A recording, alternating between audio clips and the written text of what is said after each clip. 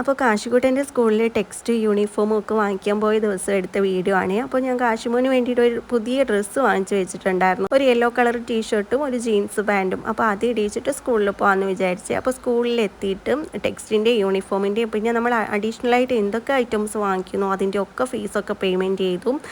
പിന്നെ എല്ലാം വാങ്ങിച്ചിട്ട് ഞങ്ങളിതേ സ്കൂളിൽ നിന്ന് ഇറങ്ങി.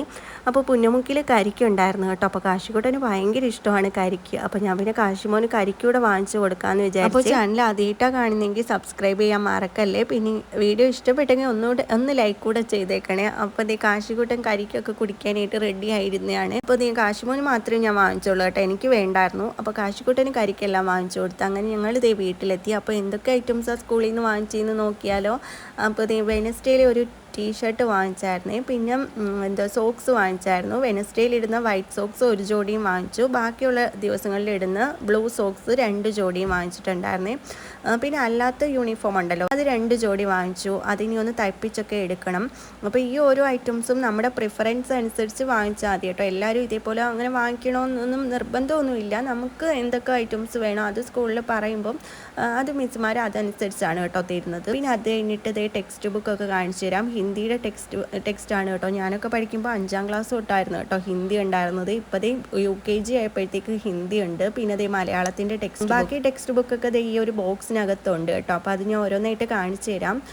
അപ്പോൾ ഇതേപോലൊരു ബോക്സ് കഴിഞ്ഞ വർഷം ഉണ്ടായിരുന്നു കേട്ടോ. ഇത് ആക്ടിവിറ്റിയുടെ ബോക്സാണ്. അപ്പോൾ ഇത് എല്ലാ സ്കൂളിലും ഉണ്ടോ എന്ന് എനിക്കറിയത്തില്ല. കാശിമോൻ്റെ സ്കൂളിൽ കഴിഞ്ഞ വർഷം LKG തൊട്ടേ ഇത് ഉണ്ടായിരുന്നു. അപ്പോൾ ഓരോ അതിൻ്റെ ഇടയ്ക്കൂടെ കാശിക്കുട്ട എംബ്ലം എടുത്ത് കാണിക്കുന്നുണ്ട് കേട്ടോ. അത് ഞാൻ പിന്നെ വീഡിയോയിൽ കാണിച്ചതാണ്. പിന്നെ അത് ഓരോ കവറുകളിലായിട്ട് ഓരോ സബ്ജക്റ്റ് അനുസരിച്ച് ആക്ടിവിറ്റി ഐറ്റംസ് വെച്ചിട്ടുണ്ട്.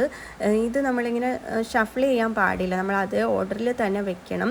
അപ്പോൾ അതുകൊണ്ട് ഞാൻ ഒരു കവർ എടുത്തിട്ട് അതിലെല്ലാം ഇങ്ങനെ വീഡിയോ എടുത്തിട്ട് അത് തിരിച്ച് വെച്ചിട്ടാണ് കേട്ടോ അടുത്ത കവറിൽ ഇത് എടുക്കുന്നത്. ഇത് സ്കൂളിൽ വെക്കേണ്ടതാണ് കേട്ടോ. അപ്പോൾ സ്കൂളിൽ വെക്കാൻ കുറേ ഐറ്റംസ് നമ്മൾ ഓപ്പൺ ആവുന്ന സമയത്ത് കൊടുത്ത് വിടണം. അപ്പോൾ ഈ ആക്ടിവിറ്റി ഐറ്റംസ് എല്ലാം സ്കൂളിൽ തന്നെ സൂക്ഷിക്കത്തേ ഉള്ളൂ. അവിടെ വെച്ചിട്ടാണ് കുട്ടികളെ കൊണ്ട് ഇത് ആക്ടിവിറ്റി എല്ലാം ചെയ്യിപ്പിക്കുന്നത്. അപ്പോൾ ഇത് ഓരോന്നായിട്ട് ഞാൻ എടുത്ത് കാണിച്ചു തരാം കേട്ടോ. അപ്പോൾ അടുത്ത കവറിൽ എന്താണെന്ന് നോക്കാം. അപ്പോൾ അടുത്ത കവറിലും ഇതേപോലെ കുറേ ഐറ്റംസ് ഇങ്ങനെ ഒട്ടിക്കുന്നതും എല്ലാം ഒട്ടിക്കുന്ന അങ്ങനത്തെ കുറേ ഐറ്റംസ് ഉണ്ട് കേട്ടോ. പിന്നെ അതേ ടെക്സ്റ്റ് ബുക്കാണ് ഇരിക്കുന്നത്. പിന്നെ അല്ലാത്ത കുറച്ച് ആക്ടിവിറ്റിയുടെ ഐറ്റംസ് വേറെ ഉണ്ടായിരുന്നു.